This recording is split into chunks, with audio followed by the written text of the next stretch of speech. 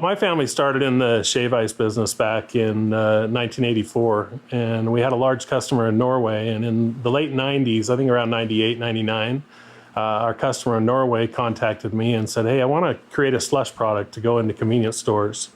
Can you create a product for me?" And so I developed a slush formula using our flavors and started selling them to him. Within a matter of a couple of years, he had over 1,000 convenience stores in Norway selling our slush product. His name's John Mork, and so we got together and said, look, if you can penetrate the market this well in a country of 5 million, then what's the potential in the United States?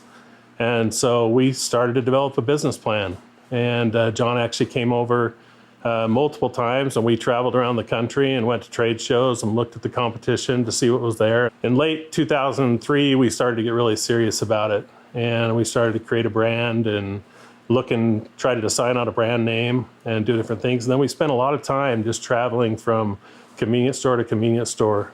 And we'd go into the stores and we'd talk to the managers and the owners and we'd ask them, if you've got a frozen beverage program, what do you like about it? And if you don't, what don't you like about it? And we kept hearing the same things over and over. What we found in the industry is that we had a lot of product companies out there that were just interested in selling product. And then you had some machine people that were selling machines. And then you had service guys that were doing service, but none of them were really working tightly together. And so a lot of the industry was frustrated because they couldn't get the solutions that they wanted. And so we decided, hey, we can create a program that will solve these headaches, that'll make life easy for the convenience store owner and manager. And more importantly, we can create a product that tastes better than anything else that's out there in the industry. In our original surveys of convenience stores, the reoccurring theme that we kept hearing over and over was a lot of the product that was in the industry didn't taste well. So even when stores would put it in, customers wouldn't come back often enough to buy it to really justify having it there. So flavor quality is, a big part of why we're successful. We did things different than all the competition's doing. Everybody pretty much in the industry is liquid concentrate. Our background and experience was in dry powder, so we created our product to be a dry powder mix. So it was ready to use, just add water and pour it in the machine.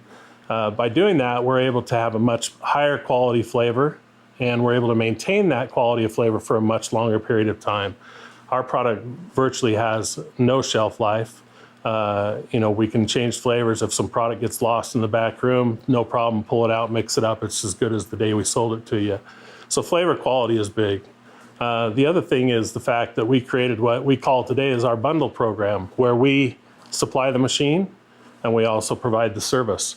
And so we relieve a lot of headaches for the stores. They don't have to worry about, well, if I invest in this machine and it breaks, what if I happen to have the one machine that has a bad compressor? So we take care of all that risk, and we carry that risk for them. And then the third thing that's very important that shouldn't be overlooked is that we've always prided ourselves in keeping our promises.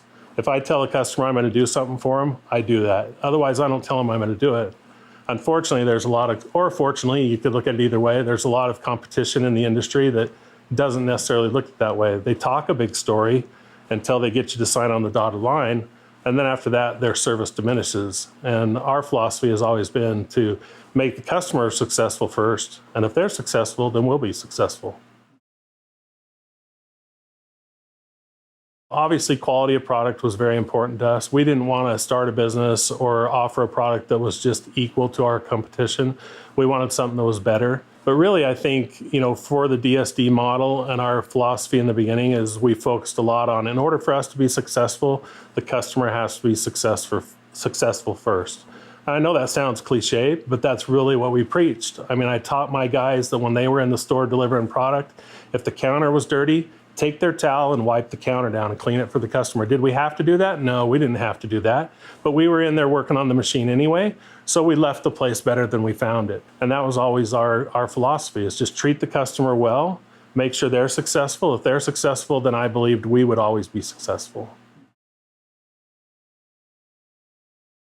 My partner, John, in Norway, the product that I was selling to him, he came up with his own trademark, and he was calling it Brain Cooler. I felt like Brain Cooler might be a little bit negative, or have a negative connotation. People would think about the headache they get from the product rather than the enjoyment that they get. We started coming up with names, and we came up with, I would say, 10 to 20 different names, most of them with ice or cooler or something like that. And I submitted a bunch to our trademark attorney. And long story, he just kept refusing them and saying, no, not registrable, not registrable. And so one morning, I came to the office early in the morning and I started to read the dictionary. And so I have on my desk a big Webster's dictionary, and I literally just started in the A's and started skimming every word in the dictionary and made it to the F's. And on the top left-hand corner of this particular Webster dictionary, I read the word Frazzle. You know, I wanted a trademark that was unique, something that would stand out like Pepsi or Tide or Kleenex or something like that that's not necessarily descriptive of the product, but over time would build awareness and people would recognize, hey, I know what that is. There's a lot of trademarks like that. So I read the word Frazzle. I thought, that sounds unique. That's kind of like some of these other trademarks that I like. And then I read the definition, and the definition of Frazzle is it's actually slush that forms on the top of a river. But the river, the movement of the river, doesn't allow it to freeze solid, so it stays in a slush state. And after I read that, I knew that needed to be our trademark. So I called the attorney later that morning and I said, hey, I've got a word. Can it be registered? He did a quick search and he said, yeah, there's nothing that even is similar or like it. And so we registered the trademark. We're already the fastest growing and the biggest probably in the industry. I don't know of anybody. I mean, most of our competition are privately held companies, so we don't know the actual numbers, but we know what we see when we're out there in the industry. We also know what the distributors tell us, and I think that we're the biggest now. And so now it's just continue to get market penetration, to continue to keep our promises, and I think we can grow to where we have 30 or 40,000 machines in the convenience store industry. Also, we're going to expand to new industries, you know, the amusement park industry, the food industry, entertainment industry. Really, the sky's the limit of what we want to do with the brand and with the product. The reality is it tastes great, people love it, it's refreshing when it's hot, and so, you know, we'll just continue to grow as long as the market wants us. For me, the fun part of this business is the creation. You know, I get a lot of enjoyment out of creating the product. I get a lot of enjoyment out of creating the brand. When I finally discovered the brand name, that was a big win for me because I knew it was going to be something that was going to be with the company for the life of the company. So when we determined the trademark, that was a big win for me. You know, frankly, when we placed our first machine in the market down in Orem, Utah, that was a big win for me. Because up till then, it was just on paper and we were just playing with things. To finally get a convenience store to say, hey, yeah, let's put it in. And then over the next coming weeks after that, have 50 or 60 convenience stores tell me, yeah, put in a machine. Those were big wins.